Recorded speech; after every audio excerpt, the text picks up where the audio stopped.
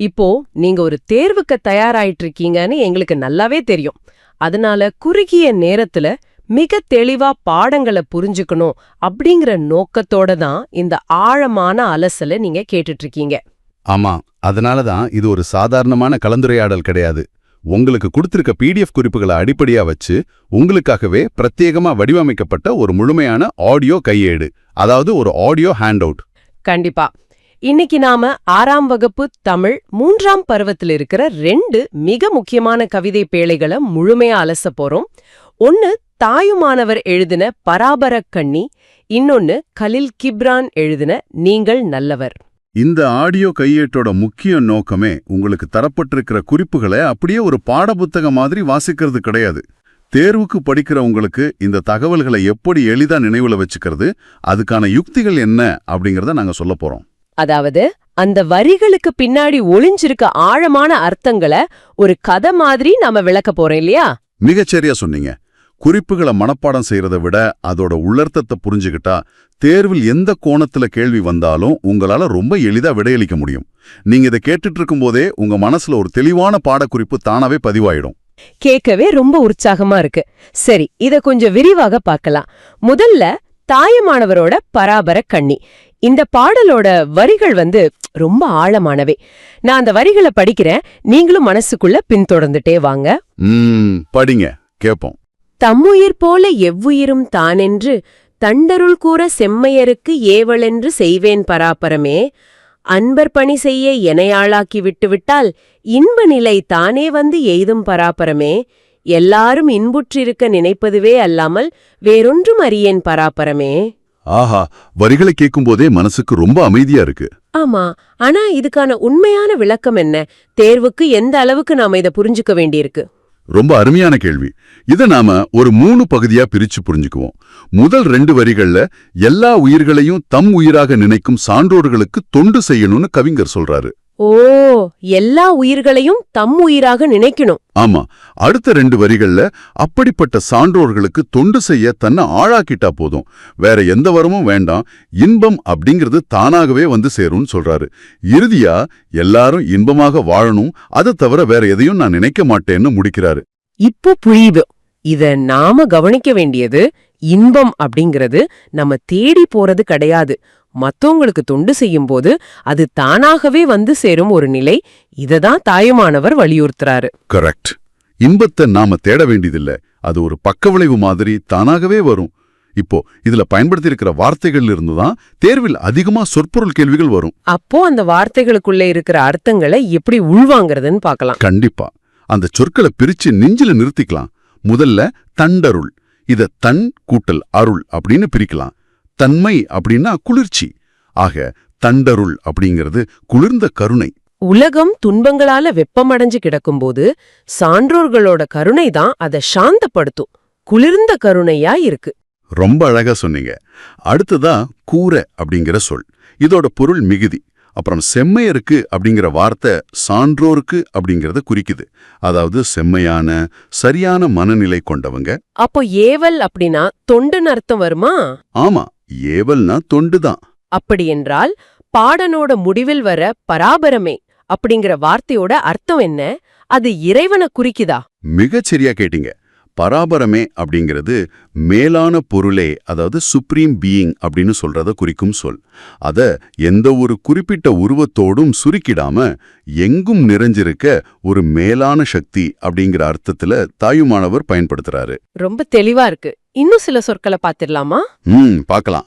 பணி அப்படின்னாலும் தொண்டுதான். எய்தும் அப்படின்னா கிடைக்கும், அல்லாமல் அப்படின்னா அதை தவிர. இந்த வார்த்தைகளை அதோட சூழலோடு பொருத்தி பாத்தீங்கன்னா பொருள் ரொம்ப எளிதா விளங்கும். அருமை. பாடலோட அர்த்தமும் சொற்பொருளும் எனக்கு நல்லாவே புரிஞ்சிடுச்சு. ஆனா தேர்வுல ஆசிரியர் குறிப்பு அப்புறம் நூல் குறிப்பு பத்தி நிறைய கேள்விகள் வருமே, அதை எப்படி நினைவுல வச்சுக்கிறது? பாடலை எழுதியவர் தாயுமானவர்னு நமக்கு தெரியும். அவர் திருச்சியை ஆண்ட விஜயரகுநாத சொக்கலிங்கரிடம் தலைமை கணக்கராக பணிபுரிந்தவர் அப்படிங்கிற தகவல் குறிப்புகள்ல இருக்கு. இத மனப்பாடம் செய்யாம எப்படி நினைவுல வச்சுக்கிறது? இப்போ எனக்கு ஒரு யோசனை தோணுது. திருச்சி, சொக்கலிங்கம், கணக்கர், தாயுமானவர், இத அப்படியே இணைச்சு ஒரு வாக்கியமா மாத்தினா என்ன? எப்படி மாத்தலான்னு சொல்லுங்க.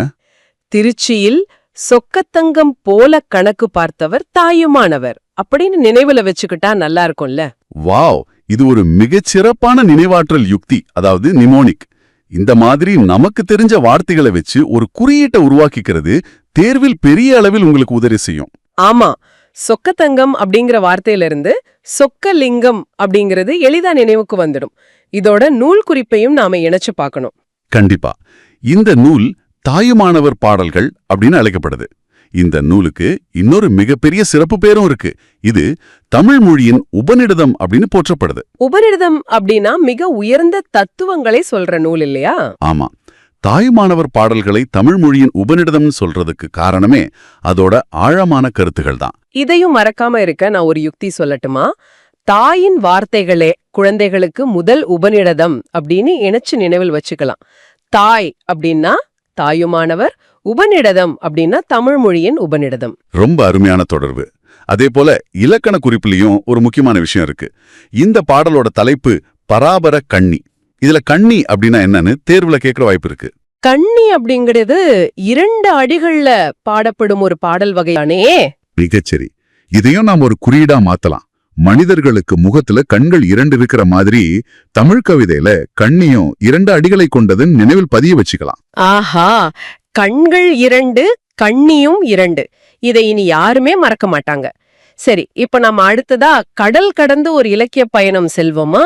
கண்டிப்பா போலாம். லெபனான் நாட்டில் பிறந்த கவிஞர் கலீல் கிப்ரானோட சிந்தனைகளை நாம இப்ப அறிய போறோம். நமது தமிழ் இலக்கியங்கள் எப்படி மனித வாழ்வை செம்மைப்படுத்துதோ அதே போல உலகெங்கும் உள்ள உயர்ந்த சிந்தனைகள் மனிதனை எப்படி நெறிப்படுத்துதுன்னு இந்த பாடம் காட்டுது. நீங்கள் நல்லவர் அப்படிங்கறதுதான் கவிதையோட தலைப்பு. இவரை பத்தி நம்ம ஏன் தெரிஞ்சுக்கணும் அப்படின்னா, கலீல் கிப்ரானோட வரிகள் வெறும் கவிதை கிடையாது. அது எல்லா காலத்திற்கும் பொருந்தக்கூடிய ஒரு வாழ்க்கை தத்துவம். தேர்வுக்கேற்றவாறு இத கொஞ்சம் எளிமையா பார்ப்போமா? அவர் சொல்றாரு, வாழ்க்கை பின்னோக்கி செல்லாது, நேற்றுடன் ஒத்துப்போகாதுன்னு. காலம் எதற்காகவும் காத்திருக்காது அப்படிங்கறது எவ்வளவோ அழகா சொல்றாரு பாருங்க. உண்மையாவே ரொம்ப ஆழமான வரி. அடுத்து உழைப்பை பத்தி சொல்லும்போது ஒரு அருமையான உருவகத்தை பயன்படுத்துறாரு. மனிதர்கள் உழைக்கும்போது ஒரு புல்லாங்குழலாக மாறுகிறார்கள்னு சொல்றாரு. அது என்ன புல்லாங்குழல் உருவகம்? எனக்கு அது சரியா புரியலையே. உழைப்புக்கும் புல்லாங்குழலுக்கும் என்ன சம்பந்தம்? இங்கதான் கவிஞர் ஒரு மிகப்பெரிய சூட்சுமத்தை வைக்கிறாரு. ஒரு புல்லாங்குழல் சும்மா இருக்கும்போது வெறும் மூங்கில் மரம்தான். ஆனா அதுக்குள்ள காற்று நுழையும் போது அது இசைய உருவாக்குது இல்லையா? ஆமா. அதே போல காலம் அப்படிங்கிறது ஒரு கிசுகிசுப்பை போல கடந்து சென்று கொண்டே இருக்கு. மனிதன் தன் உழைப்பை கொடுக்கும்போது அந்த உழைப்பு என்ற கருவி காலத்தின் கிசுகிசுப்பை அழகிய இசையாக மாற்றுது. கேட்கவே சிலிர்ப்பா இருக்கு. உழைக்கும் போதுதான் மனிதன் தன் முழுமையான அர்த்தத்தை பெறுறான் அப்படிங்கறத தான் புல்லாங்குழலாக மாறுகிறீர்கள் அப்படின்னு குறிப்பிடுறாரு. உழைப்ப ஒரு இசையா பாக்குற இந்த அழகியல் ரொம்ப சிறப்பு. அடுத்ததா குறிப்புகள்ல பழம் அப்புறம் வேர் தத்துவம் பத்தி ஒரு குறிப்பு இருக்கே, அது என்ன தத்துவம்? அதையும் கலீல் கிப்ரான் தான் சொல்றாரா? ஆமா, அவரே தான் சொல்றாரு. இது மனிதர்களோட இருவேறு குணங்களை விளக்கும் ஒரு ஆழமான தத்துவம். ஒரு பழத்தோட இயல்பு என்னன்னு நீங்க யோசிச்சு பாருங்க. பழம் எப்பவுமே தங்கிட்டே இருக்கிற சுவைய மத்தவங்களுக்கு கொடுக்கும். சரியா சொன்னீங்க. அது தன்னுள்ளி இருக்கும் இனிமையையும் சத்துகளையும், அதாவது தன் உள்ளீடுகளை முழுமையா மற்றவர்களுக்கு கொடுப்பதுதான் பழத்தின் இயல்பு. அது எதையும் தனக்காக வச்சுக்காது. மறுபுறம் வேரோட இயல்பு என்னன்னு பார்த்தா, அது மண்ணிலிருந்து நீரையும் சத்துகளையும் அமைதியா பெற்றுக்கொள்கிறது. இதுவும் மரத்தோட வளர்ச்சிக்கு ரொம்ப அவசியம். ஆக கொடுப்பது பழத்தின் இயல்பு, பெறுவது வேறின் இயல்பு. அப்படியென்றால் கொழுப்பது மட்டும் நல்லதல்ல, பெறுவதும் இயற்கையானது, அவசியமானது அப்படின்னு கிப்ரான் சொல்றாரா? இது ரொம்ப முற்போக்கான ஒரு சிந்தனையா இருக்கே. சரியா புரிஞ்சுக்கிட்டீங்க. கடைசியா உறுதியாக காலடி பதித்து உங்கள் குறிக்கோளை நோக்கி நடக்கும்போது நீங்கள் நல்லவர்னு கவிதையை முடிக்கிறாரு. ரொம்ப அருமை. இதுல தேர்வுக்கு தேவையான சொற்பொருள்களையும் நம்ம பார்த்திடலாம். சுயம் அப்படின்னா தனித்தன்மை, அதாவது இண்டிவிஜுவாலிட்டி. ஆமா. உள்ளீடுகள் அப்படின்னா உள்ளே இருப்பவை, அதாவது இன்னர் கோர் அப்படின்னு அர்த்தம். இப்போ தேர்வுக்கான முக்கிய குறிப்புகளுக்கு வருவோம். கலீல் கிப்ரான் லெபனான் நாட்டைச் சேர்ந்தவர். இவர் ஒரு கவிஞர் மட்டுமல்ல, புதினாசிரியர், கட்டுரையாளர், ஓவியர் என பன்முக ஆற்றல் கொண்டவர்னு குறிப்புகள் சொல்லுது. இதை நினைவில் வைக்க ஒரு சுலபமான நிமோனிக் நான் சொல்றேன். ஆங்கில எழுத்துக்களை வச்சு இதை எளிதா நினைவில் வச்சுக்கலாம். LK அப்படின்னு ஞாபகம் வச்சுக்கோங்க. L for Lebanon, K for Khalil. Lebanon Khalil. இந்த LK யுக்தி நல்லா இருக்கு. சரி, இவர் எழுதியது வேற்று மொழியாச்சே, இதை தமிழில் மொழிபெயர்த்தவர் யார்? அது கவிஞர் புவியரசு. அவர் மொழிபெயர்த்த நூலோட பெயர் தீர்க்கதரிசி. இதையும் நினைவில் வைக்க நானே ஒரு யுக்தியை உருவாக்குறேன். சரியான்னு சொல்லுங்க. புவியின், அதாவது உலகத்தின் எதிர்காலத்தை கணிப்பவர் தீர்க்கதரிசி. புவி அப்படின்னா புவியரசு, அவர் எழுதின நூல் தீர்க்கதரிசி. எப்படி இருக்கு இந்த இணைப்பு? இது மிக கச்சிதமா பொருந்தி போகுது. சரி, நாம இலக்கிய பகுதிகளை முழுமையா அலசிட்டோம். ஆமா, ஆனா தேர்வில் அதிக மதிப்பெண் அள்ளுவது பாடத்தோட முடிவில் உள்ள மதிப்பீட்டு வினாக்களில்தான், அதாவது புக் பேக் எக்ஸசைசஸ்.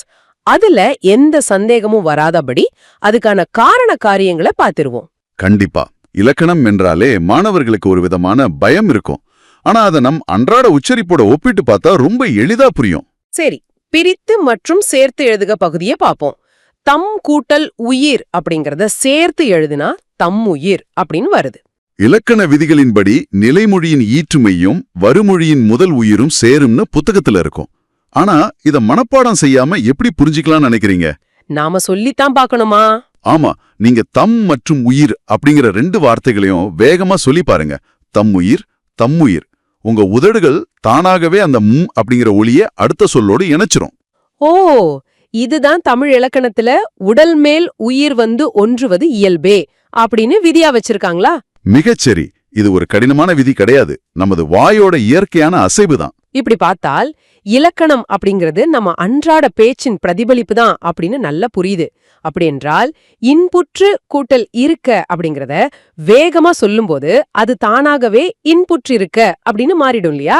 கச்சிதமா சொன்னீங்க. அதே போல பிரித்து எழுதுவதில தான் என்று அப்படிங்கிற சொல்ல பிரித்தால் அது தான் கூட்டல் என்று அப்படின்னு பிரியும். இதுவும் உச்சரிப்பிலிருந்தே எளிதா தெரியுது. இலக்கணத்தோட சூட்சுமத்தை நாம பிடிச்சிட்டோம்னு நினைக்கிறேன். அடுத்த எதிர்ச்சொல். சோம்பல் என்பதன் எதிர்ச்சொல் சுறுசுறுப்பு. இது ரொம்ப எளிதானது. ஆனா நயமறிக பகுதியில எதுகை மோனை பற்றி கேட்டிருக்காங்களே. பராபர கன்னிப்பாடல்ல இருந்து இவற்றை தேடி எழுதணும். எதுகை அப்படின்னா என்ன, மோனை அப்படின்னா என்னன்னு உங்களுக்கு ஞாபகம் இருக்கா? இத நான் சொல்றேன். மோனை அப்படின்னா முதல் எழுத்து ஒன்றி வருவது. இதை எப்படி நினைவுல வச்சுக்கலாம்னா, மோனை முதல், இரண்டுமே மாவரிசை எழுத்துக்கள். மோனென்னா முதல் எழுத்து நினைவுல வந்துட்டா எதுகை அப்படிங்கிறது தானாகவே 2ஆம் எழுத்து ஒன்றி வருவதுன்னு புரிஞ்சிடும். இது சரியா இருக்கா? ரொம்ப துல்லியமான யுக்தி. அடுத்து நீங்கள் நல்லவர் பாடத்தோட பின்புறம் உள்ள சரியான விடையை தேர்ந்தெடுத்தல் பகுதியை முடிச்சிடுவோம். ஆமா, முதல் கேள்வி என்னன்னா, பரிசு பெறும்போது நம் மனநிலை எப்படி இருக்கும்? ஆப்ஷன்கள்: கவலை, துன்பம், மகிழ்ச்சி, சோர்வு. இந்த ஆப்ஷன்களை பார்க்கும்போது சிரிப்பு தான் வருது. ஆமா, பரிசு பெறும்போது மனநிலை மகிழ்ச்சியாகத்தான் இருக்கும். ஆனா கலீல் கிப்ரானோட தத்துவத்தை படிச்ச பிறகு உண்மையான மகிழ்ச்சி எதுல இருக்குன்னு ஆழமா யோசிக்க தோணுது. அடுத்த கேள்வி: வாழ்வில் உயர கடினமாக என்ன செய்ய வேண்டும்? ஆப்ஷன்கள்: பேச, சிரிக்க, நடக்க, உழைக்க. விடை: உழைக்க வேண்டும். இதுவும் ரொம்ப எளிமையான கேள்விதான். சரி, இவ்ளோ நேரம் நாம பார்த்த செய்திகள் எல்லாம் உங்களோட ஆழ்மனதுல பதிஞ்சிடுச்சான்னு சோதிக்க ஒரு சுவாரஸ்யமான பகுதிக்கு நாம இப்ப போக போறோம். அதாவது நமது புதிய இலக்கின்படி குறிப்புகள்ல உள்ள அனைத்து தகவல்களையும் பிழிந்து எடுத்து ஒரு 40 கேள்விகளை கேட்க போறோம். இது ஒரு ரேபிட் ஃபயர் 1 வேர்ட் செஷன். வேகமான ஒரு வார்த்தை கேள்வி பதில் சுற்று. நான் தயாராகிறேன். நான் வரிசையா எண்கள் இல்லாம மின்னல் வேகத்துல கேட்கறேன். நீங்க டக்குன்னு பதில் சொல்லுங்க. ஏதோ ஆரம்பிக்கலாம். நீங்களும் எங்களோட சேர்ந்தே மனசுக்குள்ள பதில்களை சொல்லி பாருங்க. பராபர கன்னி பாடலை எழுதியவர் தாயுமானவர். அவர் எந்த ஊரில் பணியாற்றினார்? திருச்சி. எந்த மன்னரிடம் பணியாற்றினார்? விஜயரகுநாத சொக்கலிங்கரிடம். என்ன வேலை பார்த்தார்? தலைமை கணக்கர். பராபரமே என்பதன் பொருள் மேலான பொருளே. செம்மையருக்கு என்பதன் அர்த்தம் சான்றோருக்கு. தண்டருள் என்றால் குளிர்ந்த கருணை. கூரை என்பதன் பொருள் மிகுதி. ஏவல் என்றால் என்ன? தொண்டு. பணி என்பதன் அர்த்தம் தொண்டு.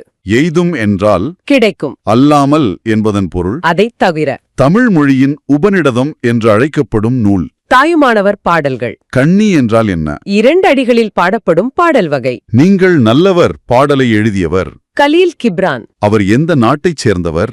லெபனான். கலீல் கிப்ரானின் பன்முக திறமைகள் யாவை? கவிஞர், புதின ஆசிரியர், கட்டுரையாளர், ஓவியர். இந்த பாடலை தமிழில் மொழிபெயர்த்தவர் யார்? கவிஞர் புவியரசு. புவியரசு மொழிபெயர்த்த நூலின் பெயர் என்ன? தீர்க்கதரிசி. வாழ்க்கை எதை நோக்கிச் செல்லாது என கிப்ரான் கூறுகிறார்? பின்னோக்கி செல்லாது. வாழ்க்கை எதனுடன் ஒத்துப்போகாது? நேற்றுடன். உழைக்கும்போது மனிதர்கள் என்னவாக மாறுகிறார்கள்? புல்லாங்குழலாக. காலத்தின் கிசுகிசுப்பை இசையாக மாற்றுவது எது? உழைப்பு. கொடுப்பது எதன் இயல்பு? பழத்தின் இயல்பு. பெறுவது எதன் இயல்பு? வேரின் இயல்பு. சுயம் என்பதன் பொருள் என்ன? தனித்தன்மை. உள்ளீடுகள் என்றால் என்ன? உள்ளே இருப்பவை. தம் கூட்டல் உயிர் சேர்த்தால்? தம்முயிர். இன்புற்று கூட்டல் இருக்க சேர்த்தால்? இன்புற்றிருக்க. தானென்று என்பதை பிரித்தால்? தான் குட்டல் என்று. சோம்பல் என்பதன் எதிர்ச்சொல்? சுறுசுறுப்பு. செய்யுளில் இரண்டாம் எழுத்து ஒன்றி வருவது? எதுகை. செய்யுளில் முதல் எழுத்து ஒன்றி வருவது? மோனை. பரிசு பெறும்போது நம் மனநிலை எப்படி இருக்கும்? மகிழ்ச்சி. வாழ்வில் உயர கடினமாக என்ன செய்ய வேண்டும்? உழைக்க வேண்டும். தாயுமானவரை நினைவில் வைக்க நாம் பயன்படுத்திய நிமோனிக் என்ன? திருச்சியில் சொக்கத்தங்கம் போல கணக்கு பார்த்தவர் தாயுமானவர். உபநிடதத்தை நினைவில் வைக்க என்ன குறியீடு? தாயின் வார்த்தைகளே குழந்தைகளுக்கு முதல் உபநிடதம். கிப்ரானின் நாட்டை நினைவில் வைக்கும் ஷார்ட்கட்? எல்கே, அதாவது லெபனான் கலில். கவிஞர் புவியரசு நூலை எப்படி நினைவில் வைத்தோம்? புவியின் எதிர்காலத்தை கணிப்பவர் தீர்க்கதரிசி. எல்லாரும் இன்புற்று இருக்க நினைப்பது யார்? தாய்மானவர். அட்டகாசம். இது ஒரு சூப்பரான ரேபிட் ஃபயர் சுற்றாக அமைஞ்சது. ஆமா, அனைத்து தகவல்களையும் நாம பிழிஞ்சு எடுத்துட்டோம். இந்த ஆடியோ கையேடு இத கேட்டுட்டு இருக்கிற உங்களுக்கு மிக எளிதா பாடங்களை மனப்பாடம் செய்யவும் ஆழமா புரிஞ்சுக்கவும் உதவி இருக்குன்னு முழுமையா நம்புறேன். கண்டிப்பா. தேர்வுல இந்த 2 பாடங்கள்ல இருந்து எந்த கோணத்துல கேள்வி வந்தாலும் உங்களால நிச்சயமா எந்த தயக்கம் இல்லாம சரியா பதிலளிக்க முடியும். உண்மைதான். உங்களோட தேர்வுக்கான தயாரிப்பு முழுமையா முடிஞ்சிடுச்சு.